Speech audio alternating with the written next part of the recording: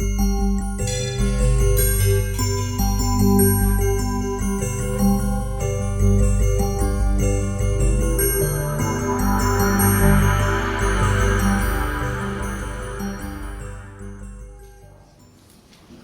afternoon.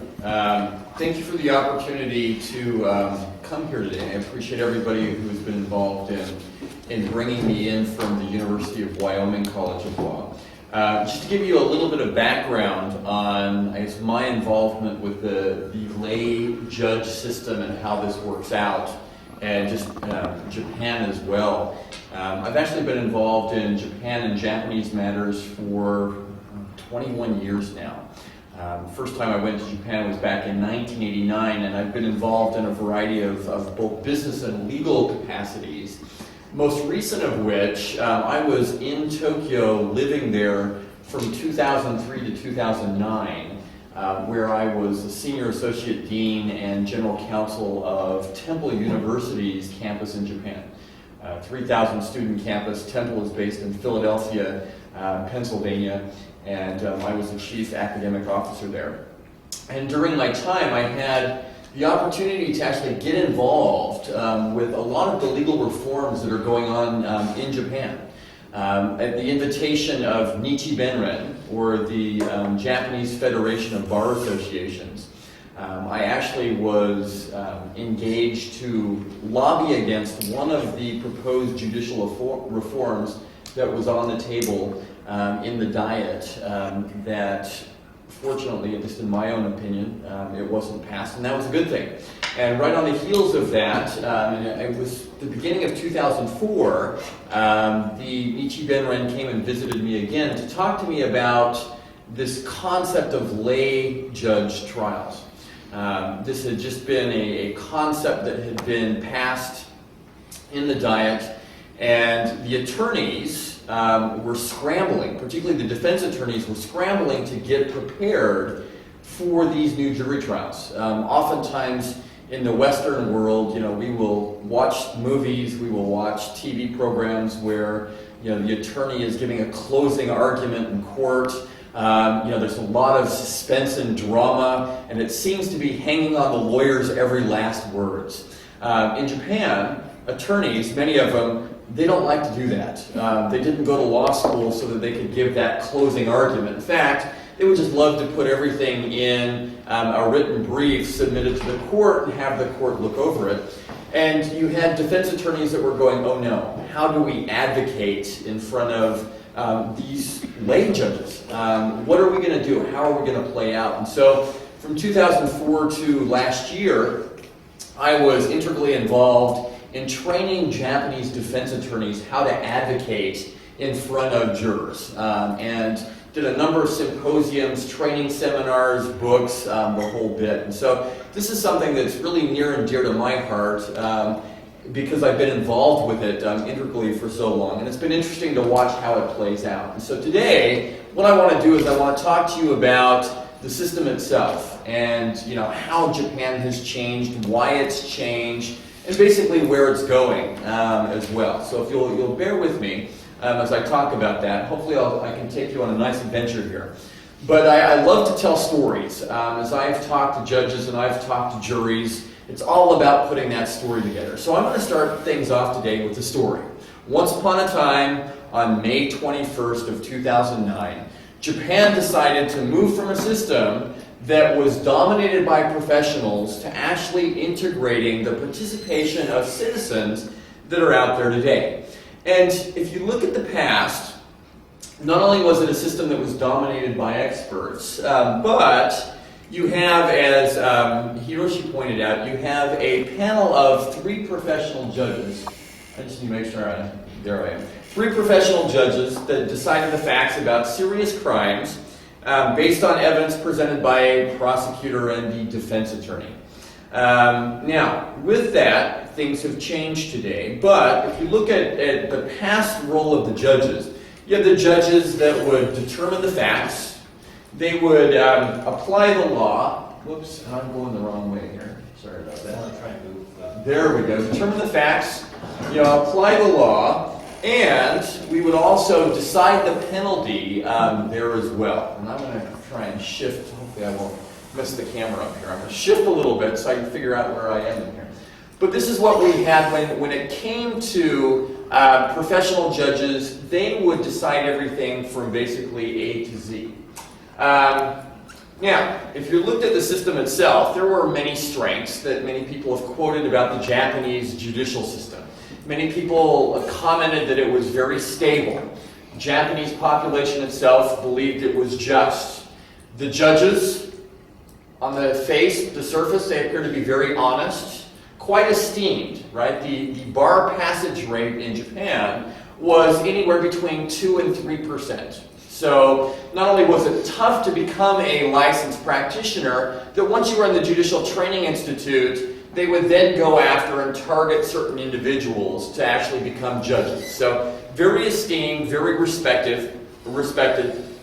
Many people would argue that they were independent because that's the way that the Constitution has been set up. Now, people can challenge that, and I can take issue with that as well. But that was one of the strengths that was cited. And then also, Japan was a very safe society, so we're going to go ahead and preserve that's there as well. Well, with all strengths, there has to be weaknesses, and so you've got a number of weaknesses that were cited by academics, by practitioners, by observers of the system. One of the weaknesses that has been cited is you have an extreme conviction rate, and I could talk to you about hours about why that is. But 99.5%, boy, I would love it if I was right 99.5% of the time. Trust me, it just does not happen. And so how can it happen in a system where you have 99.5%? The Japanese judicial system was notorious for delays. There was a trial by a gentleman by the name of Shoko Asahara who allegedly masterminded the poison gas incidents on the Tokyo subways. Well, his entire trial took well over 10 years to actually go through. So we talk about delays. Many of my defense attorneys' friends, they would bang their head against walls basically saying that, we walk into court and the judges don't listen to us. The prosecutors take their entire files, present them to the judges, and it's just like a rubber stamp as far as the conviction, right? If you're indicted, basically you can pack your bags for prison, is the way that it's been, because it's actually been accepted here. And, not only is it like talking to a wall, rubber stamp, but many people have talked about how judges were out of touch with reality. They would go through elite schools, become lawyers, they would be segregated from society, and it just wasn't in touch with things that were there. And things started to happen in Japan, and it was interesting, not that this necessarily generated the change, but there were a number of forced confession cases that came to light. You have Mr. Menda, Mr. Zaidagawa, Mr. Matsuyama, and Mr. Shimada, who spent a total of 130 years of their collective lives in jail, only to have it be discovered that they were wrongfully convicted. Forced confessions and things that we had here. Most recently, right as the system was coming out, there was a gentleman in a city called Ashikaga, right next to the city where my wife is from, who was sentenced to prison for murdering a small girl. Problem was there was no evidence to support that conviction, but based on his forced confession, he was put in jail only to have his attorney, who really cared, smuggle one of his hairs out of the jail, have it tested by new DNA technology, and a discovery that, he wasn't the one that actually committed the crime. So when we're looking at weaknesses, people question, well, was the system in need of a fix? Well, the question was, all right, there's dangers of getting things wrong on one side. Well, do we convict the innocent or do we set criminals free? And with the defense attorneys, they would argue that you can't convict the innocent. The academics, you can't convict the innocent. It didn't seem like there was a lot of concern that was happening in Japan, but we have a new system. And part of the reason for that system has been some of the criticism, some of the weaknesses that are actually there. But the question that is going on in today's world in Japan is, with these trials involving lay judges, will they actually get it right? Now, this isn't the first time that Japan has had juries. In fact, if you look back, staying on this historical thing, Japan actually had juries from 1928 to 1943. To qualify for jury service, you had to be a male taxpayer over the age of 30. There were 12-man juries. You didn't have judges that were involved in deciding the guilt or the innocence, at least not theoretically. During this period of time, there were 484 jury trials that actually happened, but there were only 2 by the year of 1942 that was out there today. The conviction rate was about 84%. That's very consistent with what we see in the United States, and I believe fairly consistent with what you see here in Canada as well.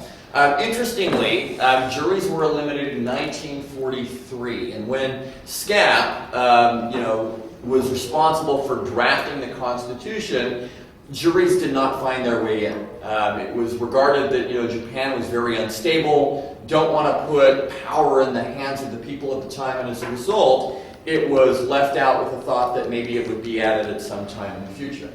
Now, if we look at trying something different, we fast forward to today. We've got the sequel that's going on right now. We have citizen participation in the form of lay judges.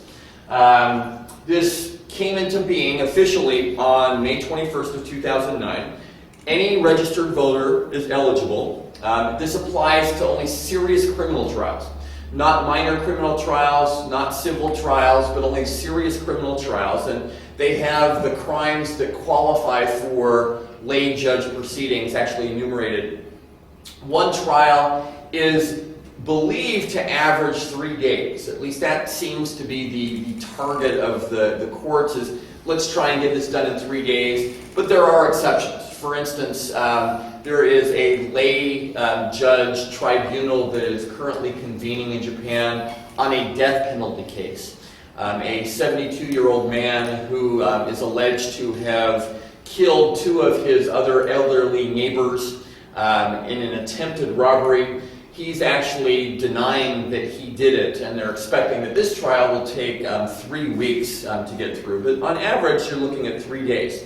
Where you've got the lay judge panel, they're going to determine the facts, they're going to determine the sentence, and then the professional judges will actually decide the legal matters.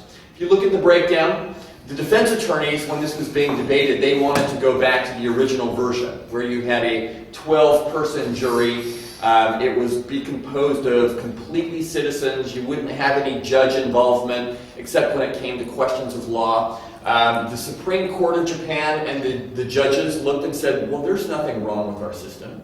Why do we need lay persons involved in this? Well, based on the compromise that happened, what ended up was there's 3 professional judges on a panel, and then you have 6 lay judges if it's contested. On uncontested matters, there's an option to have 1 professional judge and 3 lay judges. So that's why I'm referring to this as a lay judge system as opposed to a criminal jury system. It was interesting, I was at the Supreme Court a couple of years ago doing some research on one of my articles in this area, and I was cautioned going into the Supreme Court, do not use the word jury in Japanese. If you want to get on their bad side, you will say jury. And the first thing that I was told by one of the clerks of the court, who actually is a judge himself, was, I want you to understand this. There's nothing wrong. There was nothing wrong with the Japanese judicial system. The only reason why we're doing this is because we want to expose citizens to the legal process and to get them more involved. So don't think that because any of these weaknesses that you've heard about, that's the reason why, because there are no weaknesses. And it was very interesting to have that conversation there as well. If you look at the lay juries, the judgment is very interesting. In U.S. criminal tribunals, the standard is that someone needs to be proven guilty beyond a reasonable doubt. Same thing here in Canada. In a criminal tribunal in the United States, all of the jurors need to agree on that standard. It has to be a unanimous verdict. In Japan, that is not the case. You can have a majority verdict on everything except for when it comes to handing down the sentence of a death penalty. And it's really interesting because if you do the math, let's say that you have 6 citizens that determine not guilty. You have 3 professional judges that determine guilty. Well, one would think, logically, you have a majority there. And so we're going to go ahead and render that determination. But oh no. As they were setting this up, that wasn't the case. You have to have at least one professional judge join in the majority for it actually to constitute a majority decision. So even if you had 6-3, if all 3 of them were professional judges, you don't have the majority there. So the professional judges need to win 2 lay judges over to their side, if assuming that my hypothetical stands, where you would have 5 there, 3 professional judges and 2 citizens. The other 4 citizens could say not guilty, and at that point in time, the criminal would be guilty. The skeptic might say, well, if you want to maintain a 99.5% conviction rate, that's a great way to go ahead and do it. But, there might be more. Maybe if we throw citizens into the fray, they'll be actually even harsher than the judges, and I'll get to that in a second. You look at the duties of a lay judge. The lay judges have a variety of duties. One is to be truthful. In fact, when they're being selected, if they don't answer honestly what is asked on the questionnaire to be eligible for a serving as a citizen judge or juror, you'll have a fine of 500,000 yen. So that's probably about 6,000 Canadian dollars at today's exchange rate. You've got a duty to appear. If you don't appear, you can get fined, and you've got a duty to judge. So these are some of the duties of the lay judges that we have that are there today. In selecting a lay judge, we have 50 to 100 potential judges will be selected for each case by lottery, again from eligible voter rolls.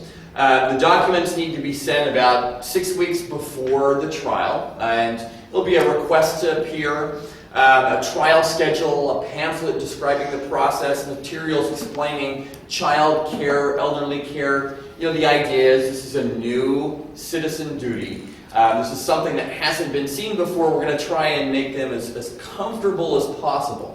Well, I'm sure this happens in Canada just like it does in the United States. But one of the objects is when you get called to be a juror, you want to try and get off, right? Personally, I would love to serve on a jury. But unfortunately, as an attorney and as a law professor, I'm the last person that they're going to want to pick. But the game always is how do you actually do that? So Justice Ministry has come up with a number of different reasons for exclusion here. Could be drawbacks, could be some challenges physically, psychologically, economically. There are 187 work categories that potentially would fall into the exclusion list. Here are a number of them for you. If you're a diet member, a judge, a lawyer, a law professor, a police officer, self-defense force officer, governors or mayors, you've got problems, you're excused. If you've been arrested, or if you're under arrest, or if you've been charged with a crime, that's an excuse. If you were over 70, you're a student, you're pregnant, you're hospitalized, or you've previously served on the jury in the last 5 years, that's a free pass out of jury duty. And again, a lot of the work professions depend on what's going on. If you're a farmer of very delicious koshikari Japanese rice, and it's really getting ready to harvest, well, we're not going to allow you to serve on a jury. You need to go and harvest your rice. So great ways to get excused. You look at participation during the last year, during the first year. One of my colleagues at Seijo University was kind enough to send me these figures. But the attendance rate, you have 41,047 lay judge candidates that were summoned between May 31st of last year and March 31st of 2010. Of that, you have 21,435 that were actually excused. You look at the different reasons that were there. 34.7 was based on their legal status. Lawyers, law professors, diet members, police officers, things along those lines. Work conflicts, 24.5, poor health, 13. Nursing responsibilities, that could be children or elderly, was about 10%. Mental economic necessity, 6.7, and other, you had a variety of things that were there as well. So it's interesting to see how this is playing out. Now, one of the questions that is often posed that I'm asked is, okay, where did this change come from? You have the strengths, you have the weaknesses, you have kind of legal reform that's coming in Japan, but really you can trace it back to 1999. The Prime Minister, Keizo Obuchi, establishes what was called the Justice Reform Council. There were 13 members on this council that came from different segments of Japanese population, ranging from former judges to people in business to the head of the Federation of Japanese homemakers that was out there as well. This concept of lay judges, there wasn't marching in the street. There weren't, editorials in the newspaper running saying, let's implement a jury trial system.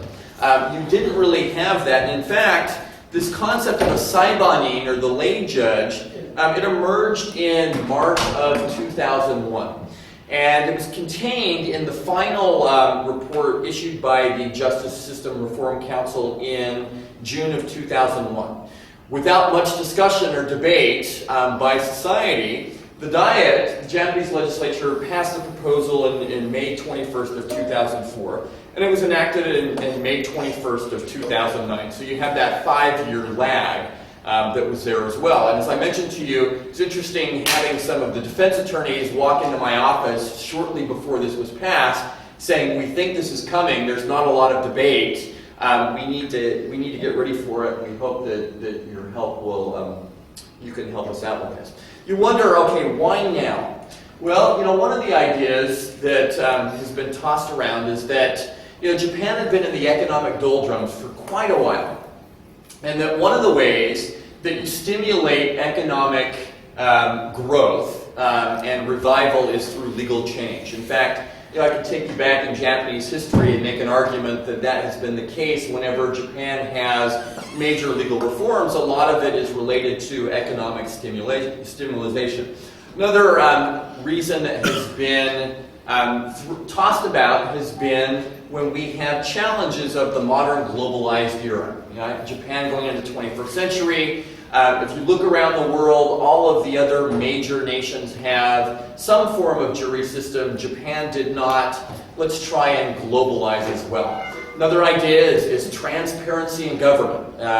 Try and increase the quality, to deepen trust in the public system. There have been a lot of different cases out there. Again, the forced confessions, Japanese society not seeming as safe as it had been in the past. So there were some calls that were out there as well. But if you really look at what was going on in Japan, we had this concept of deregulation that was going on in Japan. Let's take the regulation, let's take the power out of the hands of the government and the bureaucrats and put it in the hands of the people. And if we're going to do that, if the Japanese people are going to step forward and actually take the reins from the bureaucrats and the government, the best way to do that is to get them involved in the system.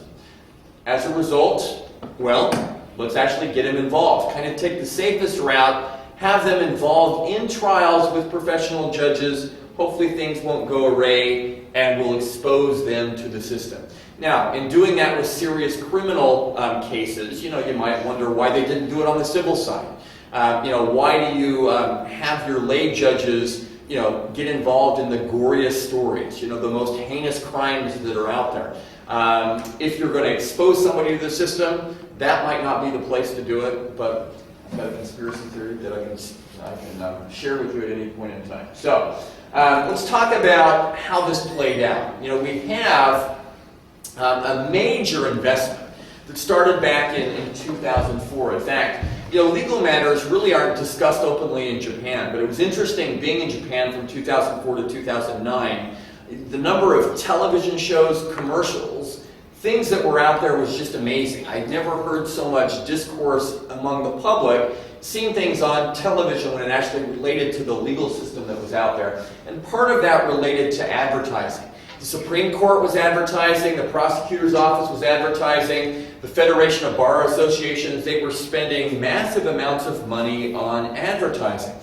I also mentioned training. Not only was the Federation of Bar Associations training, the Supreme Court was doing it, the prosecutors were doing it, and they were spending a lot of money training professionals and doing mock court proceedings around the nation, doing educational efforts. Another thing that was going on, if you look at the investment, was the reconstruction of courtrooms.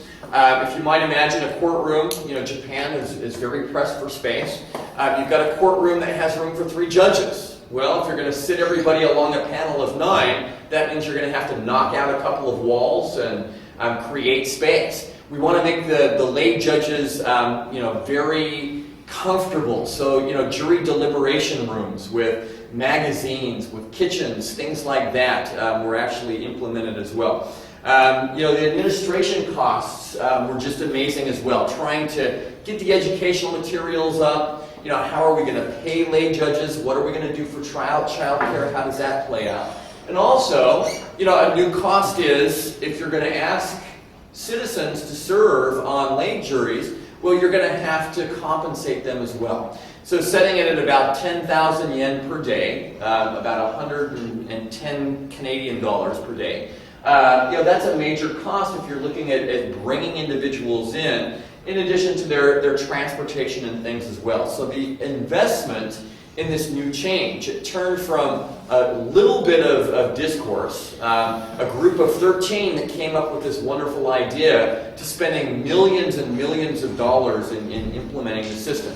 To give you an idea of how prevalent this was, we've got some of I brought a couple of posters and brochures. The middle one is one that you would see at a train station. She's smiling there going, oh yes, the lay judge system. This is wonderful. We've got our question and answer things, that one released by the court, the other one by there.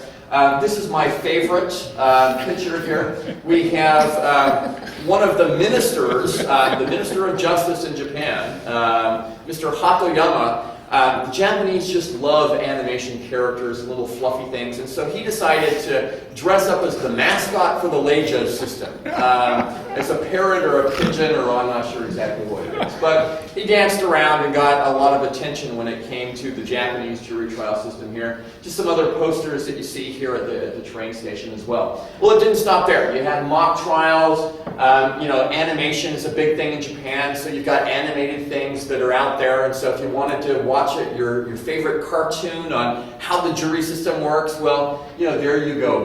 Bokura no Saibani Monogatari.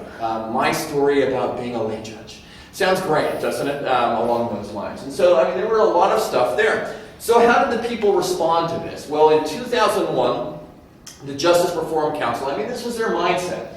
For the justice system to achieve its function fully, it is indispensable that the justice system obtain broad support from the people and that a popular base be established. So, in April 2009, this is a month before it officially rolls out, the Yomiuri newspaper conducted a survey, and the survey showed that 79% of the population did not want to be involved in the trials.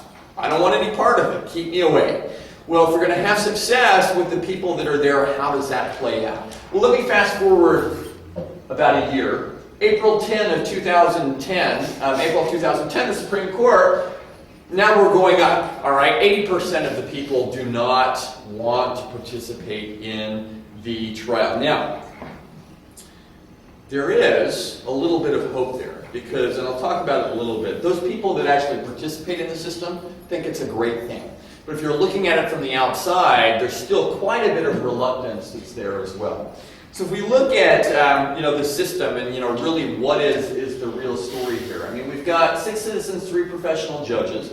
You might be wondering why criminal trial versus civil trials. Again, one thing is you've got in any proceeding, particularly when it comes to criminal law, you've got fact on one side, you have on emotion on another. You have citizens that are coming into a proceeding, are they going to look towards the fact, or are they going to look towards the emotion that's actually there?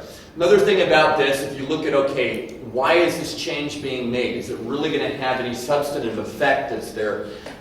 You've got this concept of appellate review. In the United States, the concept of appellate review is, well, if there's a legal error, you can go ahead and appeal it. Well, in Japan, you can appeal it for any reason. Factual error, legal error. In the United States, the courts, the appellate courts, are supposed to limit their review to just those things that are appealed. In Japan, they have what's known as de novo review. So the courts, the appellate courts, can go in and they can look at everything fresh, everything anew, and make decisions. And so one of the concerns that's been thrown out there is, well, you know what, you've got these lay judges that are being involved. Once it's appealed, are you going to have 3 professional judges just going in and re-examining everything and changing that? And they're really trying to be sensitive to that as well. The conviction rate, if we look at it, it was 99.9% before the lay judge system started. Based on figures through March 31st of this year, it was 99.998%. 849 out of 850 were actually convicted. So, seem to be going the other way, and maybe the system can be perfect. I don't know. But again, it comes to one of those things where if you're exposing citizens to, the most heinous crimes, isn't there going to be a feeling of wanting a safer society, retribution, revenge? And are we looking more at emotion versus fact? And what are the changes and what are the difference? Well, one makes one can have the question. Do we have the cup full? Is it half full? Is it half empty? Where does it come along? I like to be a little optimistic and say that the cup is fuller than it is empty. In fact, I've had a couple people come up to me and ask, after reading my works, do I work for the Japanese government? The response to that is absolutely not. And I'm critical of it in many, many senses, and I think that it can be improved quite a bit. But some of the benefits that are out there is, you look at people power. Is there a better understanding of the system? Oh, without question. With all of the advertising, all of the education that's gone on, there are people that are actually getting involved in seeing firsthand where they actually had no involvement in the past. Another thing is there is at least the opportunity to make one's voice heard. Whether that happens and whether that plays out in reality might be a different issue. But, what we've seen is there has been an appreciation of individual rights that's coming up, at least with those that are participating. In fact, over 90% of the lay judges thought that this public service was a good experience. It's quite positive. They're getting involved and they're finding, what? I like my civic duty. This is a positive experience. I'm seeing how it actually plays out. In fact, you've got one of the lay judges in September of 2010, this was his quote. He said, I never thought of things of whether putting someone in prison would really work as rehabilitation, whether that would help the defendant return to society without becoming a repeat offender. These are things that lay citizens would not look at in the past, but those that are participating are actually being faced with these questions. We talked a little bit about who checks the PRC. Well, one of the hopes, at least, with the lay judge system is if you're involving lay citizens, it's going to be a check on the government. You're just not going to have the government and the media that are there. You're actually going to have, the eyes, ears of the citizens that are out there that hopefully can be a check, can make sure that things aren't getting out of hand, that there isn't coercion that's actually going on. Now, this is the good side, by the way. I'm going to get to some of the bad here in a second. But another positive is, the infusion of common sense, where you've got citizens that are walking the streets, they understanding how and why things happen. Maybe citizens that are walking in. Whoops, and I'm going back here. Oops. All right, there we go. Walking the streets. You've got victims of crime. Those that are falsely accused. There have been a couple of TV shows and a great movie that was released in Japan right about when the system was coming out, about a gentleman who was falsely accused of riding on a train and sexually harassing the person that was next to him, at least having that allegation out there even though he didn't do it, and his plight actually going through and being falsely accused and wrongfully convicted. So you've got common sense coming into it, and again, one of the things that you might see is going to happen is if there's a sense of danger to society, the lay judges, they might actually have a tendency to seek stronger punishments.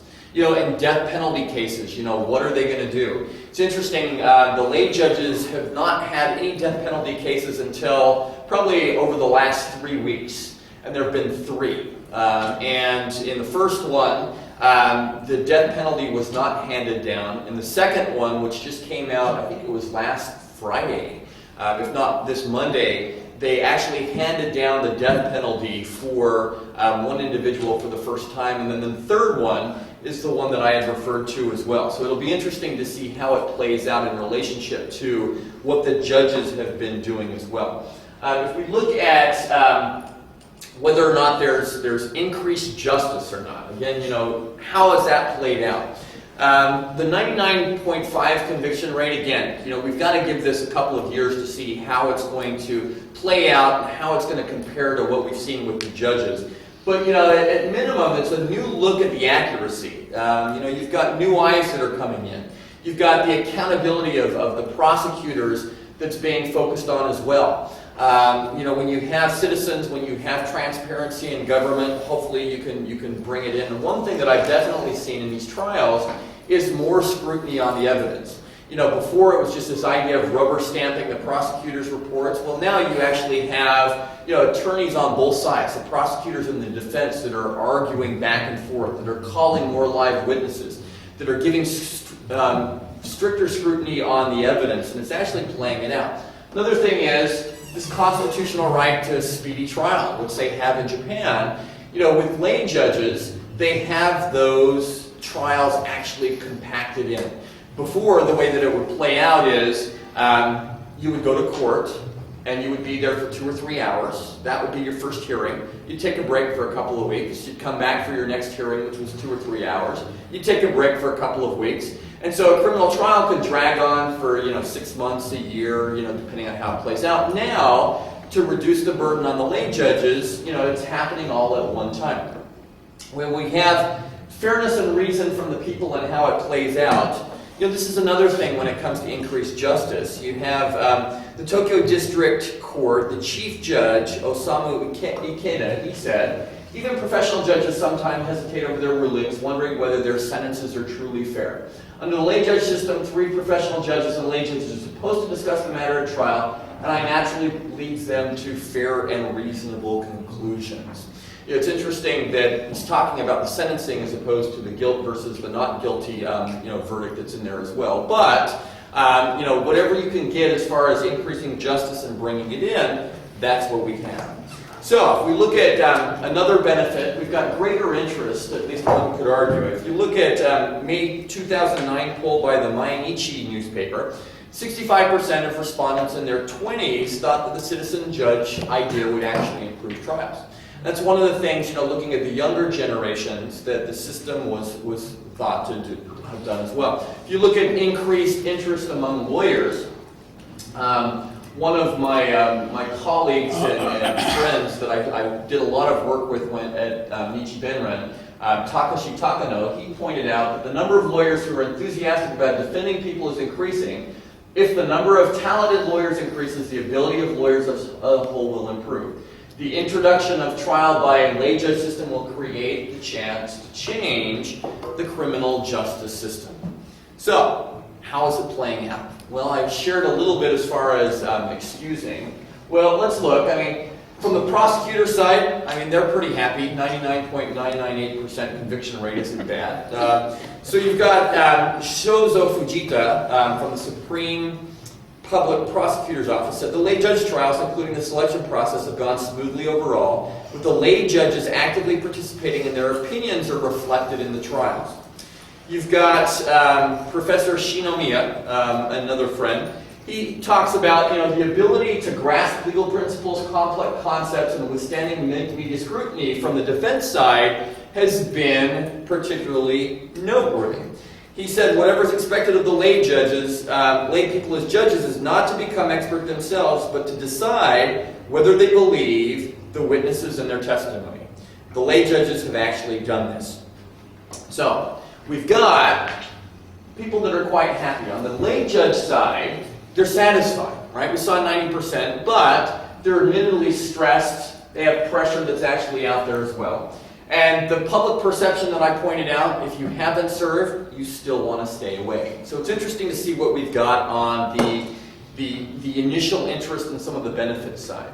If we look at those that are talking about the cup being empty, there is some merit to the cup being empty in many, many ways. Because, there are challenges that are out there. You've got, a lot of pressure, and you've got a high level of trust in the judges.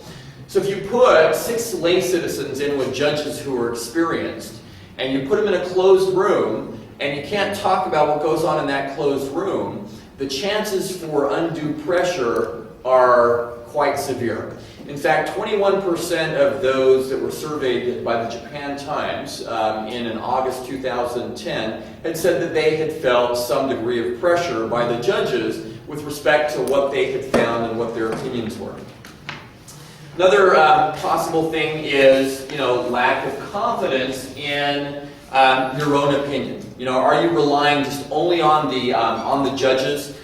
Are the lay judges looking to the judges and they're just following blindly?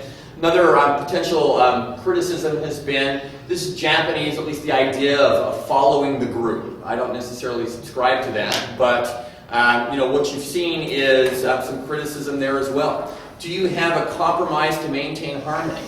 If you've got a unanimous verdict, that's one thing. But when we're talking about a majority, just a slight compromise could determine whether or not somebody's going to have their freedom or whether they're not. And so we've got some problems. And then another thing is, the idea is some of these lay judges are really unwilling to judge. They're like, who am I to judge somebody else? That should be a professional judge.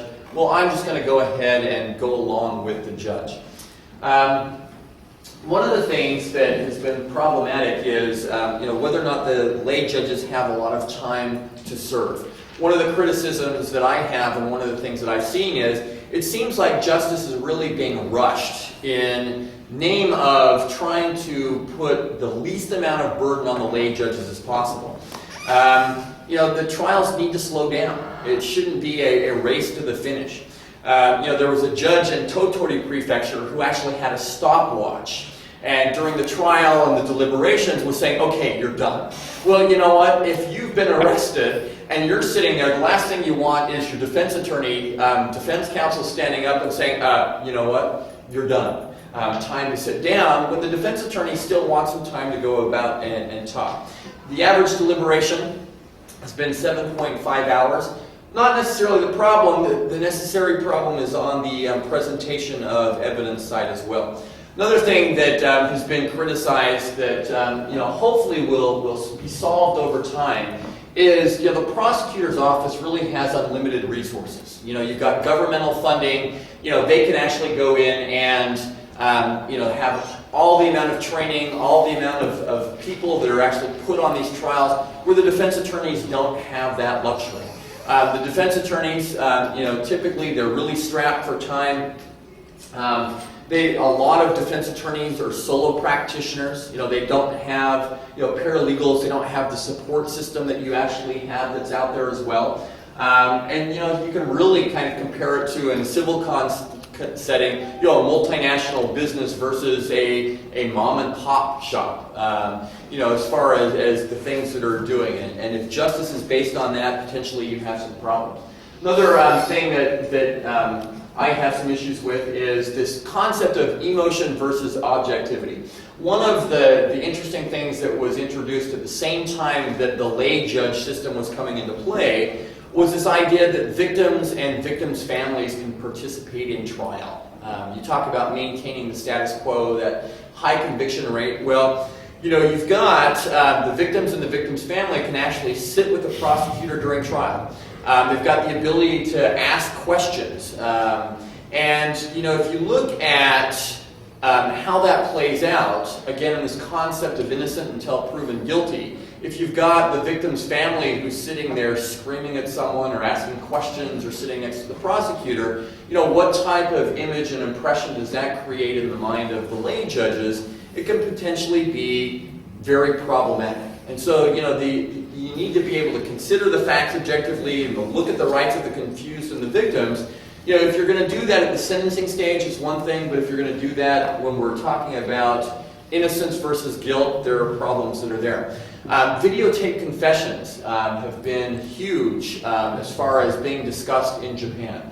The idea being that we've got all these forced confessions. You know, if you've got the lay judges that are going to be saying these forced confessions that are actually there, you're going to have these wrongful convictions.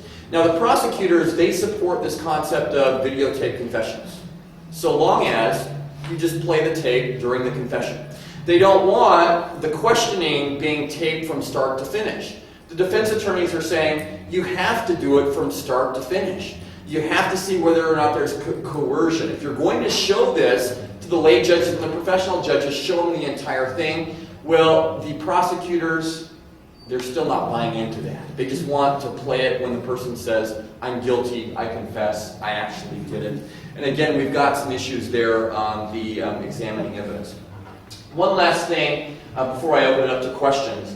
When we're looking at some of the challenges that are there, another thing that is problematic is when you've got a system that's designed to be transparent, you've got a system that's designed to spread the word about the lay judge system, you do have a restriction on how much the lay judges can talk. And, this is something that's controversial, around the world. Every system kind of treats it differently. The United States, we're very open. In the UK, for instance, they're much more closed. In Japan, they decided to go the closed route, and if a lay judge talks about what went on during the deliberations, you know what? There was this judge that pressured me. Well, what did the judge say? Well, this is what the judge said during the deliberation. In essence, what they've done is they have gone out and violated the law. And if you talk about what went on in the deliberation room, you can generally talk about your feelings and you can talk about the process in general. But if you talk about things, you've got a maximum prison sentence of 6 months that is hanging over your head, or about a $6,000 fine. If they leak certain information as far as what people said behind closed door deliberation, what the verdict is, what the sentence was, what the vote was, along those lines. The idea is to protect the sanctity of the process and protect those that are involved, but if you're looking for transparency, you're looking to share information, you're looking to check on the professional judges, if you're looking to relieve stress, technically, if you're talking to your spouse, your significant other, your friend about the experience and said, in that deliberation room, there was so much pressure, this is what's happened, technically, that is violating the law, and you've got issues that are there. If you've got that hanging over the head of the lay judges, how is it actually going to work out? So if we're looking at, whether our cup is half full or whether it's half empty and how it plays out, I like to think that it's half full. That there are changes that need to be made. One of the things that was written into the law is after 3 years of operation, Japan is going to revisit the lay judge law and make some changes. And I hope in revisiting it, they look at putting even more power in the hands of the people and making some changes to go out and ensure that objectivity is keyed on. That you have those that are accused that really have this concept of innocent before proven guilty, and that's the way that things play out in the trial system. Because if you do that, then hopefully as the system becomes more and more ingrained in Japanese society, we'll see some benefits not only in criminal trials, but hopefully spread to other areas of the Japanese legal system as well. So, thank you very much. Any questions?